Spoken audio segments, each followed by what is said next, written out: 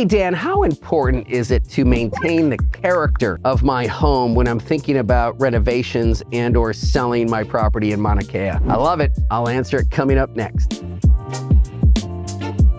It's a great question that came in this week at Ask the Hawaii Team. Hey everyone, Dan Polimino from KW Big Island and the Hawaii team. And yeah, I think when we're talking about maintaining character of a property, it's probably more important in Mauna Kea than any of the other resorts. I mean, take Kohanaiki. It's a brand new resort built in the last 10 years.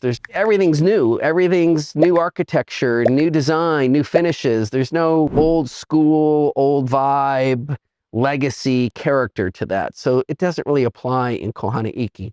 It does to some degree in Hualalai and Kukio. I wouldn't say it does like there's any real reason to maintain character in Waikoloa Beach, with the exception of the vistas. That was one of the first condo complexes that was built there, kind of a retro look.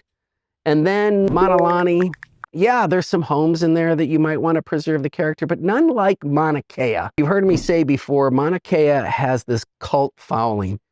People have been going there since they were little kids. They have this intense loyalty to the hotel, to the beach, to the area, to the golf course, to the homes, and they want everything preserved perfectly. So there is a balance that you can create between preserving the character of your home while doing the correct, tasteful upgrades and or renovations. You've heard me say I have a renovation company.